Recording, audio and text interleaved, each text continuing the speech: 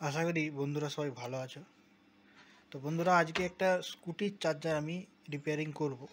তো আমি সচরাচর অন্যান্য অনেক ধরনের চার্জার রিপেয়ারিং করি, তার সঙ্গে স্কুটি বা ইভি ভেহিকেলের যে চার্জারগুলো থাকে সেগুলো আমি রিপেয়ারিং করি। তো এই চার্জারটা তোমাদের সঙ্গে শেয়ার করার কারণ হচ্ছে, আমি যত রকম চার্জার সারাই তাদের মধ্যে আমার এর কোয়ালিটিটা সবথেকে বেস্ট লেগেছে, এবং বোর্ডের ডিজাইন লেআউট যেভাবে সাজিয়েছে খুব সুন্দরভাবে। তো সেই জন্যে এটা তোমাদের সঙ্গে শেয়ার করা। এটা কেট্রনের 600 ওয়াটের চার্জার, 60 ভোল্ট, 10 অ্যাম্পিয়ার আউটপুট আছে ওটাই। আর এমনি কারেন্ট ইনপুট হচ্ছে প্রায় 800 ওয়াটের মতো। এটার প্রবলেম হয়েছে, তো এটা প্রথমে বোর্ডটা দেখব, বোর্ডটা দেখে কি ফল্ট হয়েছে আগে দেখব। তো বন্ধুরা, এটা হচ্ছে বোর্ড, মানে বোর্ডটা যেভাবে লেআউট করেছে খুব সুন্দরভাবে। আর অন্যান্য আমি অনেক ক্রিটিক্যাল চার্জার দেখেছি যাতে আরও হাই পাওয়ারের 1200-1300 ওয়াট করে। তাতে কি হয়, কোনো নির্দিষ্ট কন্ট্রোলার ব্যবহার না করে, মানে ডেডিকেট যে ফুল ব্রিজ বা হাফ ব্রিজ কনভার্টার আইসিগুলো হয় সেগুলো ব্যবহার না করে কোনো মাইক্রো কন্ট্রোলার দিয়ে, এসটি বা পিক মাইক্রো কন্ট্রোলার দিয়ে সেগুলোকে কন্ট্রোল করে, একটাই মাইক্রো কন্ট্রোলার। কিন্তু এইটার মধ্যে 3টে এসটি মাইক্রো কন্ট্রোলার আছে, একটা, দুটো, 3টে। আবার তার সঙ্গে একটা ফুল ব্রিজ কনভার্টার আইসি আছে টেক্সাস ইনস্ট্রুমেন্টের, মানে যেটা মেন ডিসি, হাই ভোল্টেজ ডিসিটাকে লো ভোল্টেজে কনভার্ট করছে। তো চার্জারটা আমি দেখে এটা আমার দেখা এটা যত আমি চার্জার সাইজ তার মধ্যে এটা ডিজাইন এত সুন্দরভাবে করেছে, আর প্রত্যেকটি যে পার্টস ব্যবহার হয়েছে পার্টসগুলো খুব জেনুইন। এর যে প্রবলেমটা হয়েছে আমি খুলে দেখেছি, এর পিএফসি সেকশনটা উড়ে গেছে, বাকি কোনো সেকশনে আপাতত মানে ডায়োড বা ট্রানজিস্টার যাই বলো, কোনো শর্ট কিছু নাই। আর এইটা বোর্ডটা এইভাবে তুললেই এর নিচের কনস্ট্রাকশনটা বেরিয়ে যাবে। তো এইটা হচ্ছে এর হিটসিঙ্কের প্লেট। এই যে একটা হচ্ছে ফুল ব্রিজ যে মসফেট, এটা তার আউটপুট ডায়োড। আচ্ছা, এই দিকটা হচ্ছে পিএফসি সেকশন। এইখানে এটা বাস্ট করে গেছে, তো এইটা আমার কাছে আসার আগে আরেকজন মিস্ত্রির হাত হয়ে এসছে, সেটা চেষ্টা করেছিল যে এটা রেডি করার। তো এটা উপরে কপার প্লেট আছে, তার নিচে আবার মানে স্যান্ডউইচ করে লাগানো আছে অ্যালুমিনিয়ামের হিটসিঙ্ক। আর এইগুলো কিন্তু একে অপরের সঙ্গে টাচ নাই, কপার প্লেটটা যেটা আছে সেটা আলাদা আলাদাভাবে করা আছে।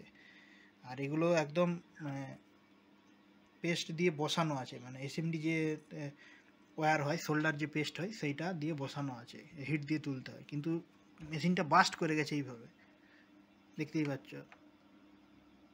তারপরেও একটা কিছু শর্ট হয়নি, না ব্রিজ রেকটিফায়ার, না ডায়োড, না মসফেট।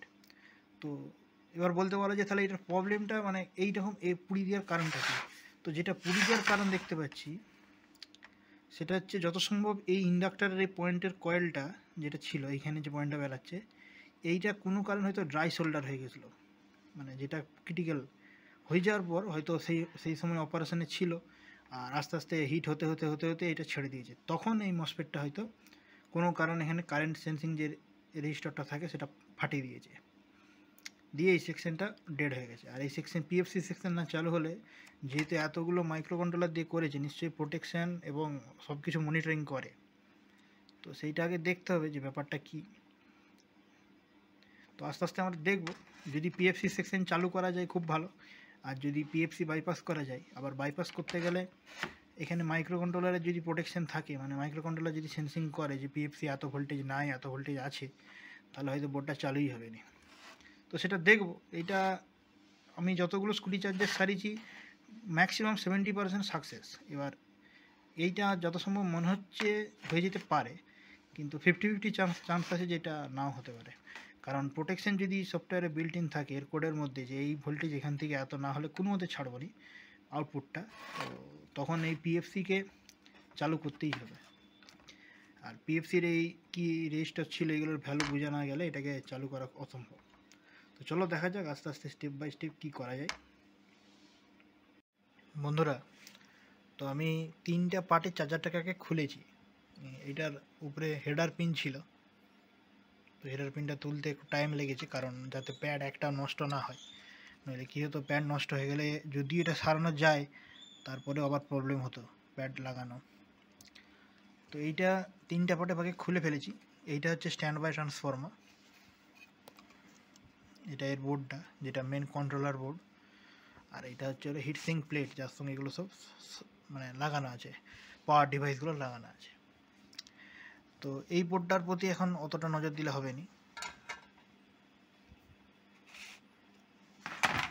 মেন যে প্রবলেম এই বোর্ডটা, তো এই বোর্ডটার এইটা হচ্ছে পিএফসি কন্ট্রোলার, যেটা পাওয়ার ফ্যাক্টর কারেকশন আইসি।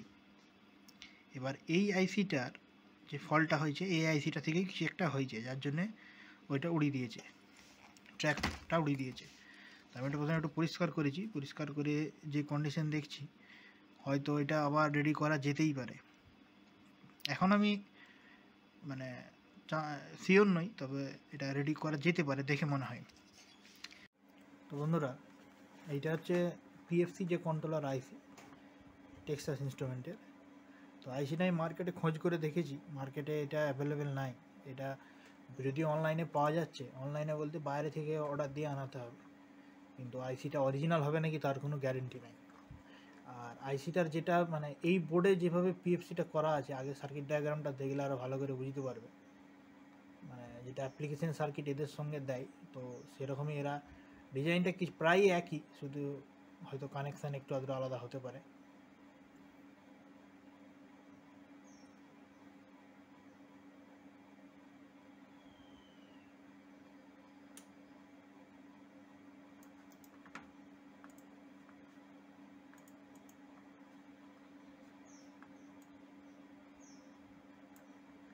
তো এইটা হচ্ছে বন্ধুরা মেন যে সার্কিট ডায়াগ্রাম, এইটা মানে এই আইসিটা দিয়ে যেরকম যদি কেউ পিএফসি তৈরি করতে চায়, তো এইরকমই কিছুটা সার্কিটটা হবে।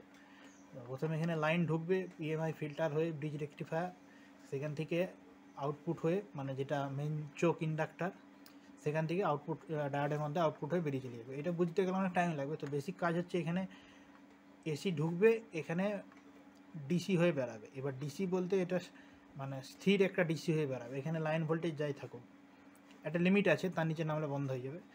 আর এইখানে 400 ভোল্ট ডিসি, 400 প্রায় 390-এর কাছাকাছি থাকে, এইটা ছিল হয়তো, সেরকমই ইনপুট আছে। কারণ এর যে আরেকটা আইসি যেটা মেন কন্ট্রোলার আইসি ফুল ব্রিজ জেডভিএস কন্ট্রোলার, সেইটা 390 ভোল্ট ইনপুট থেকে মানে ভালোভাবে অপারেট করতে পারবে, তার সার্কিটটাও দেখব। তো এইখানে যে কেসটা হয়েছে, এই যে ইন্ডাক্টারটা দেখছো যেটা এখানে লেখা আছে G064, এই ইন্ডাক্টারটার গোড়ায় কিছু একটা প্রবলেম হয়েছে ঠিক এই সার্কিটটায়। মানে এই যে মসফেটটা সুইচিং মসফেটও আছে, এটাও শর্ট হয়নি, এই ডায়োডটাও শর্ট হয়নি। এখানে দুটো ডায়োড আছে, একটা এমনি ফ্রি হুইলিং ডায়োড আর একটা নর্মাল যেটা আউটপুট ডায়োড।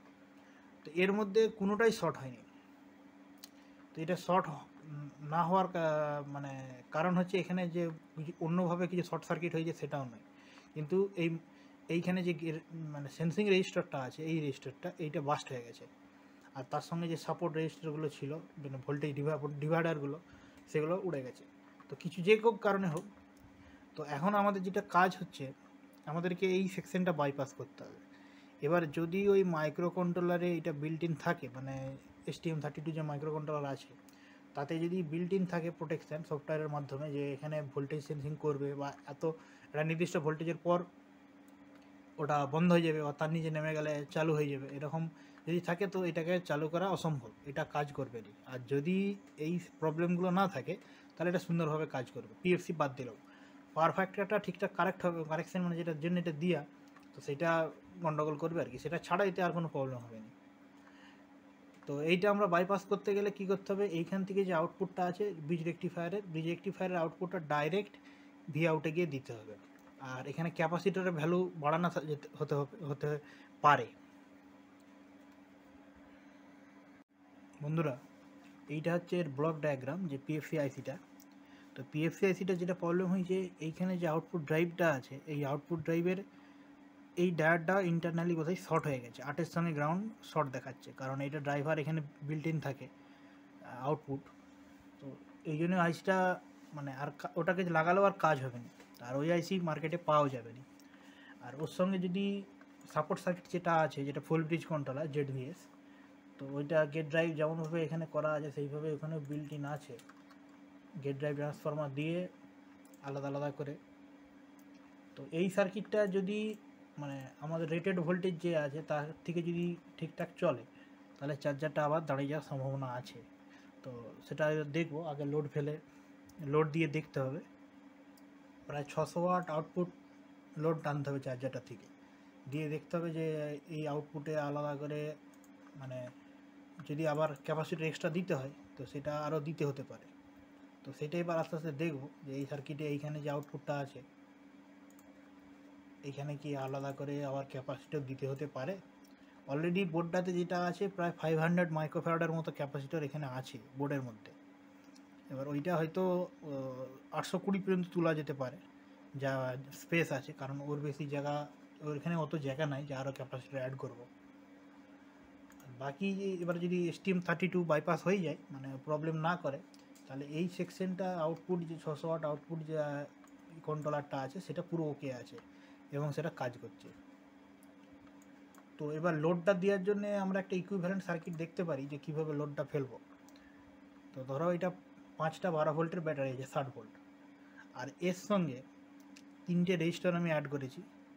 একটা 4 ওহম, দুটো 2 ওহম করে আছে, আমার কাছে 2 ওহম ছিল তাই টোটাল হচ্ছে 8 ওহম। এই 8 ওহমটা ব্যাটারির সঙ্গে কানেক্টেড থাকবে। তো এটা সবসময় ব্যাটারি থেকে একটা কারেন্ট সবসময় ড্র করবে প্রায় 5 অ্যাম্পিয়ারের মতো, 5.5 এরকম, যাতে যখন চার্জারটা চালু হবে তখন যেন এই দুটো একসঙ্গে একটা লোডের মতো অ্যাক্ট করে। যদি আমি এই রেজিস্টারটা বাদ দিয়ে দিই, এখানে যে 3টে রেজিস্টার আছে, কী হবে, এই চার্জারটা ফিউজ কারেন্ট ঠিলবে। আর এই ব্যাটারিগুলো তো আর নতুন ব্যাটারি নয়, এগুলো হচ্ছে ইউজ করা ব্যাটারি, সাইকেলে থাকে, আমরা কিনে রাখি চার্জার টেস্ট করার জন্য। তার সঙ্গে আরও অন্যান্য রেজিস্টার এরকমভাবে অ্যাডজাস্ট করে লাগাতে হয়, নইলে এটা সঙ্গে সঙ্গে কয়েক মিনিটের মধ্যে চার্জ হয়ে গিয়ে দেখাবে ফুল চার্জ। আর এই রেজিস্টারগুলো থাকলে এই চার্জারটা এখানে ম্যাক্সিমাম 72 ভোল্ট ঠিলবে। তো এইখানে একটা স্থির মানে কনস্ট্যান্ট একটা কারেন্ট এখানে ড্র হবে 72 ভোল্টে স্থিরভাবে, যেহেতু এটা মানে ভোল্টেজটা আরও বাড়তে দিচ্ছে না। তো দিয়ে আমরা চার্জারটা লোড ফেলে দেখব যে ঠিকঠাক কাজ করছে কি না। যদি কাজ করে যায় তাহলে এটা মানে যে পিএফসি বাদ দিলে যে প্রবলেমটা আমরা বলছি তো সেইটা আর থাকবে না, চার্জারটা মানে চলবে। বন্ধুরা, চার্জারটা আমি ভালো করে পরিষ্কার করে অ্যাডজাস্ট করে নিয়েছি। অ্যাডজাস্ট করার পর এবার এটাকে পাওয়ার দিয়ে দেখব। আর যে মাইক্রো কন্ট্রোলারটার জন্য এত ঝামেলা সেটা হচ্ছে এটা সফট স্টার্ট আর ভোল্টেজ সফট স্টার্ট করছে আর ভোল্টেজ মনিটরিং করছে নাকি সেটা পাওয়ার লোড দেওয়ার পর বুঝতে পারো। এমনি এটাতে এখন যদি আমি কারেন্ট দিই সেট চালু হয়ে যাচ্ছে।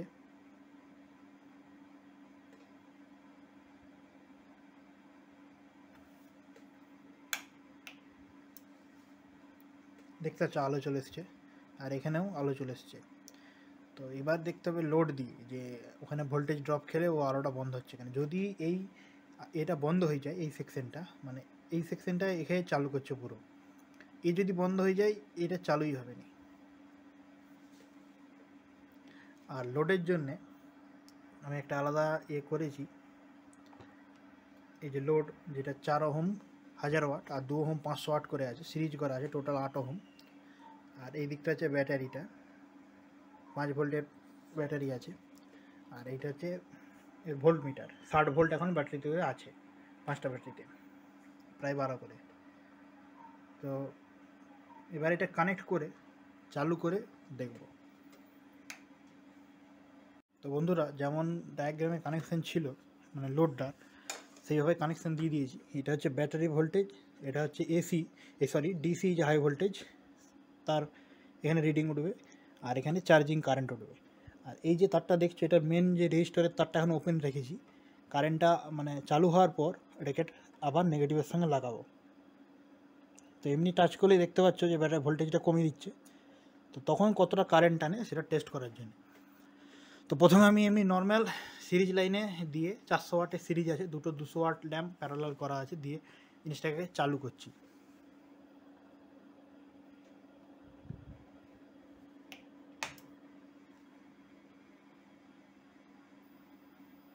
দেখো চার্জার চালু হয়ে গেছে, আস্তে আস্তে ভোল্টেজ তুলে দিচ্ছে। কিন্তু এই মুহূর্তে ওকে যদি চার্জ করতে অসুবিধা হচ্ছে ওর, যেহেতু সিরিজ ল্যাম্পে আছে। তো এবার ডাইরেক্ট দিয়ে দেখবো। তো বন্ধুরা বলে রাখি, যদি চার্জারে কোনো ফল্ট হয় তো এখানে ফিউজ ফেটে যেতে পারে বা মসফেট বাস্ট করে যেতে পারে, তো সেটাও তোমরা লাইভ দেখতে পাবে। চলো এবার এটা বন্ধ করে এটাকে ডাইরেক্ট দেওয়া যাক, মানে ডাইরেক্ট কারেন্টে।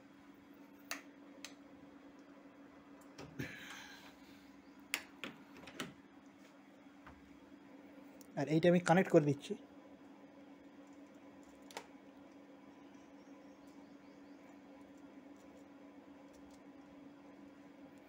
দেখো এখন ভোল্টেজ নেমে গেছে 45-এর কাছাকাছি। তো এইবার আমি ওটাকে চালু করছি, মানে যে এটাকে। তার আগে ফ্যানটা কানেক্ট করে নেবো, ফ্যান আর আলো।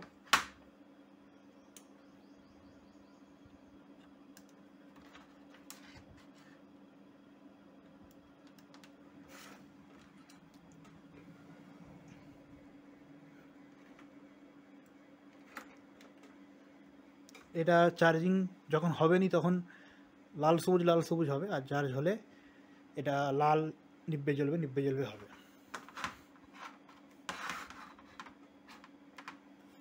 তো বন্ধুরা চলো সুইচ দেওয়া যাক, যদি ফল্ট থাকে ফিউজ উড়ে গিয়ে বন্ধ হয়ে এমসিবি ফেলে দেবে।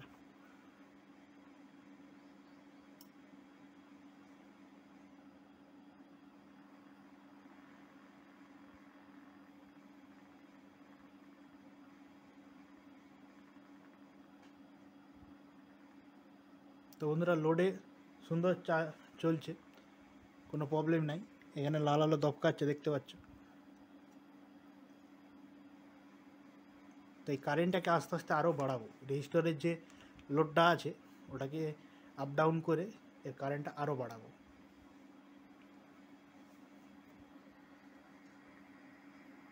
বন্ধুরা অ্যাম্পিয়ার মিটারটা আমি 30 অ্যাম্পিয়ারে চেঞ্জ করে দিয়েছি। তো এখন ব্যাটারিটা শুধু কানেক্ট আছে। তো এবারে আমি, এইটা হচ্ছে রেজিস্টরের তারটা যেটা এখনও কানেকশান দিইনি।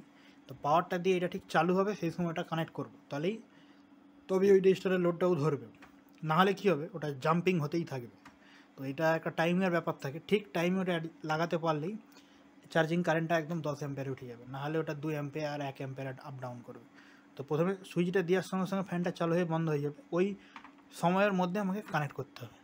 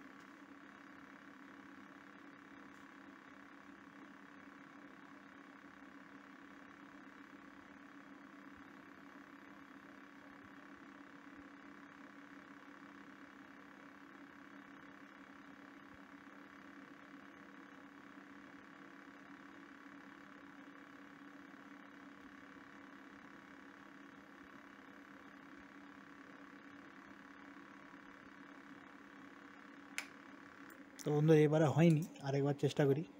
ঠিক টাইমিংয়ের সময়টা দিতে হবে, নাহলে কি ওটা হঠাৎ করে। প্রথমে আমি ব্যাটারিটাকে ডিসচার্জ করে নিচ্ছি।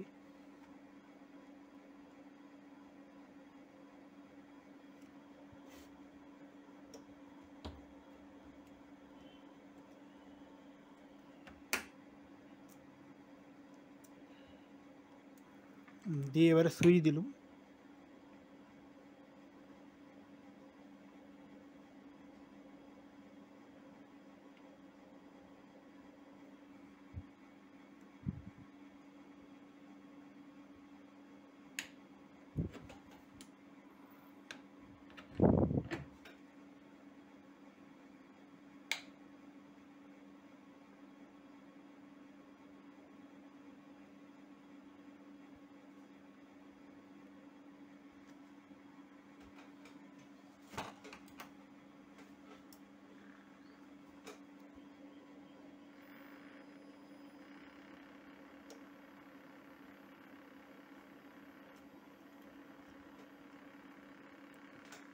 দেখো বন্ধুরা চার্জিং কারেন্ট পুরো 10 অ্যাম্পিয়ার দাঁড় করে দিয়েছে।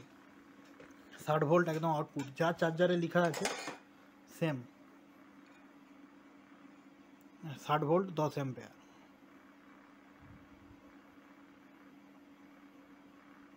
দেখতেই পাচ্ছ ডিসি 60 ভোল্ট 10 অ্যাম্পিয়ার।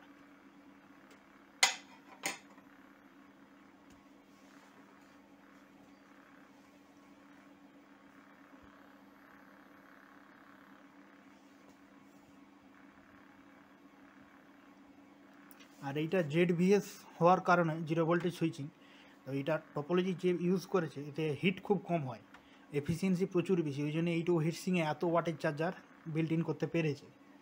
ফ্যানের দরকার লাগে, খুব অনেকক্ষণ চলার পর ফ্যান হয়তো হিট হবে, একটু ফ্যানের দরকার লাগে, ততক্ষণকে ক্যাবিনেটে ওটাকে আমরা আটকে দেবো।